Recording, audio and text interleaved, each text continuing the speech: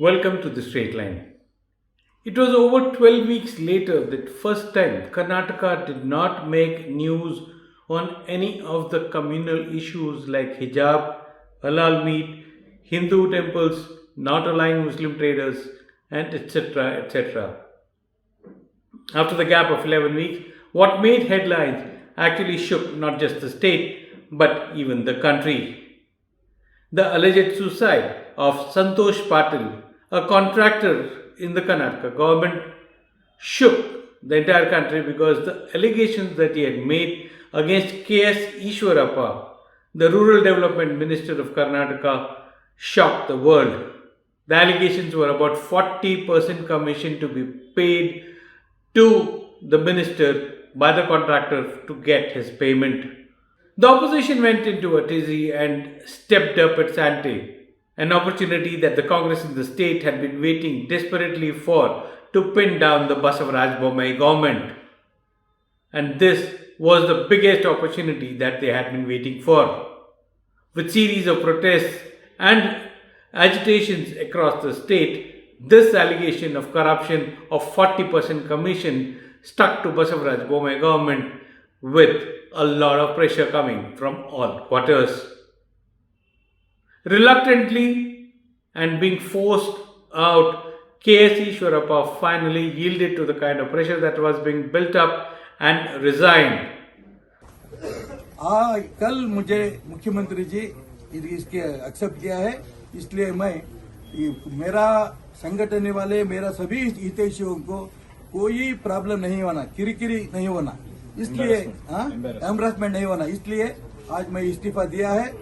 Once again signaling the kind of intolerance to corruption that we are seeing in several state governments and the kind of message that the Prime Minister has sent in the past, na khaunga na khane dunga, seemed to be having some impact on the Karnataka government.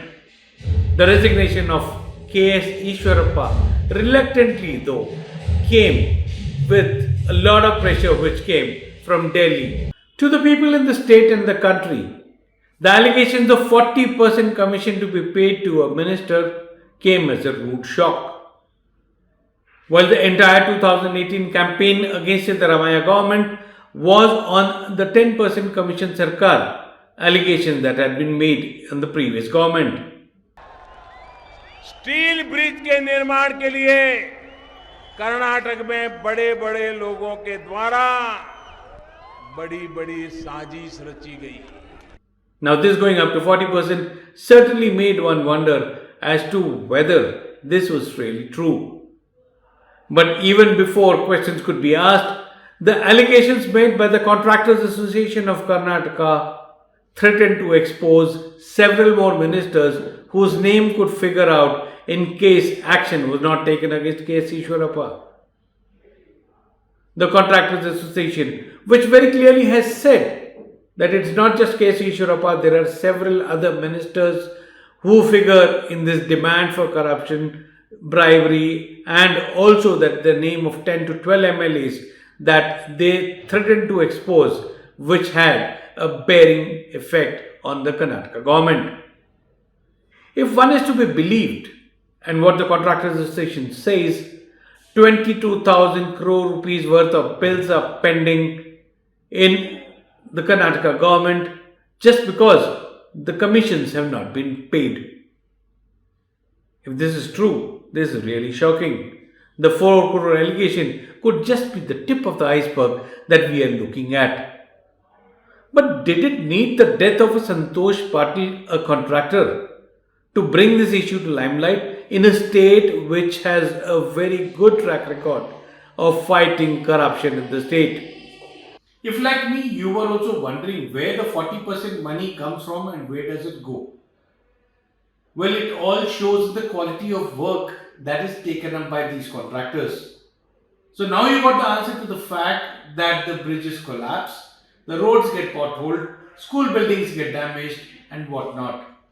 Obviously, if a contractor has to pay 40% commission to an MLA or a minister, he is going to make compromises. And the compromises happen in the quality, or sometimes the work doesn't happen at all. So ultimately, it's not the contractors who are paying the commission to the ministers or MLAs. It's you and me who are paying the taxes which go into the coffers of these ministers.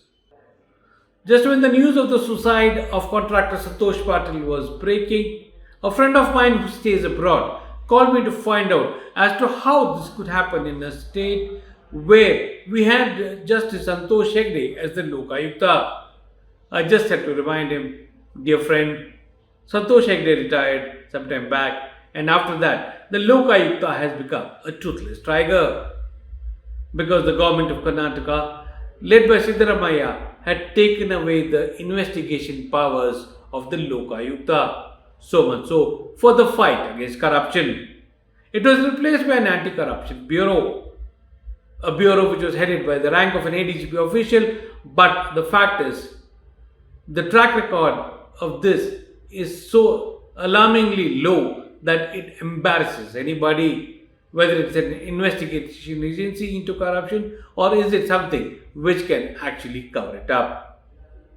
With 72% acquittal in corruption charges which have been filed in the Anti-Corruption Bureau, one can make his own judgment. Social media has shown that it does work if put in the right format. Maybe the elections are just around the corner, but if what the Contractors Association is talking about of exposing a few more names, this could be something which could set the ball rolling for a cleaner administration in the government. The onus is now on the Chief Minister of Karnataka, Basavaraj Bommai, to come out clean and ensure that if there are any more guilty in his cabinet, he will take action against them. And this is what the people of the state also expect from him, and this is the confidence that the BJP High Command had also instilled in him after he replaced K S Eshwarappa. People of the state ask, what can they do? Well, there may not be any longer agencies which they can file complaints to. But the kind of social media pressure that was seen on this entire issue certainly raises that if the right noises are made in the right place at the right time, it certainly can have an impact. And with elections just a few months away, both the Congress and the BJP will have to do a lot of explanation to show that corruption is something that they won't be away from. And this is what the people of Karnataka are looking forward to in the coming elections, because as we move closer to the elections, this is something, because on one side you have the Congress which has several corruption charges against its state president D.K. Shivkumar and several allegations now coming out against Basavaraj Bommai's cabinet certainly say that politics in Karnataka needs a deep cleaning. Not that corruption is new to Karnataka, because in the past also we have seen that several such allegations have been made against chief ministers, and in many cases arrests also have been done. But this time around, the awareness, the social media pressure and the awakening in the people of the state is something which is very important, because people of the state know that whatever is being offered as commissions and bribery is actually their money.